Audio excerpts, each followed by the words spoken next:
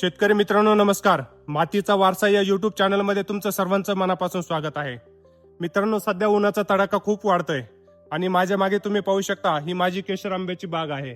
मित्रांनो, बागेला चांगल्या प्रकारे सध्या फळाची सेटिंग झाली आहे, परंतु फक्त फळाची सेटिंग होऊन भागत नाही. मित्रांनो, या ठिकाणी फळगळ होऊ नये आणि फळांची साईज व्यवस्थित वाढावी यासाठी काही गोष्टी करणे खूप गरजेचं असतं. मित्रांनो, त्यापैकी एक मुख्य गोष्ट म्हणजे मित्रांनो या ठिकाणी पाण्याचं व्यवस्थापन आहे.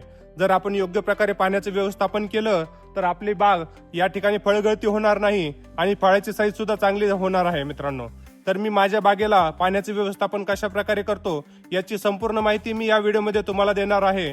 तर मित्रांनो, अपेक्षा आहे की तुम्ही हा व्हिडिओ शेवटपर्यंत नक्की पाहाल. मित्रांनो, ही पहा आपल्या केशरची फळं. सध्या फळांचा आकार लिंबा एवढा आहे. या काळात झाडाला पाण्याची कमतरता भासली तर मोठ्या प्रमाणावर फळगळ होण्याची शक्यता असते. त्यामुळे मित्रांनो, झाडाचा ओलावा टिकवणं ही या काळातली खूप मोठी कसरत आहे.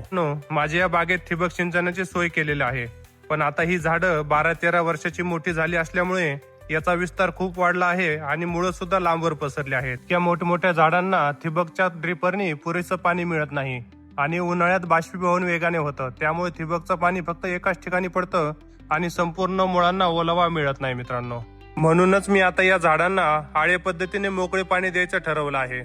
त्यामुळे झाडाच्या भोवतीचा पूर्ण परिसर भिरला जातो आणि जेव्हा झाड संपूर्ण विस्तार खालून ओला होतो तेव्हा झाड पण ताण विरहित राहतं आणि फळांची फुगवण जोमाने होते. मित्रांनो, एकदा जमीन ओली होऊन पूर्णपणे तृप्त झाली की फळ गळण्याचं प्रमाण कमी होतं आणि केशरचा तो गोडवा आणि आकार मिळायला मदत होते.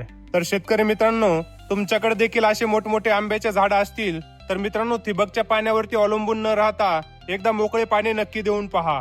तर मित्रांनो, माझा हा अनुभव कसा वाटला तर मला व्हिडिओच्या कमेंट मध्ये सांगा. मित्रांनो, आणि मित्रांनो, अशाच नवीन नवीन व्हिडिओसाठी आणि बागेच्या पुढील अपडेटसाठी आत्ताच आपल्या मातीचा वारसा या युट्यूब चॅनलला सबस्क्राईब करून घ्या. चला मित्रांनो, भेटूया आणखी एका नवीन इन्फॉर्मेटिव्ह व्हिडिओ मध्ये. तोपर्यंत जय जवान जय किसान.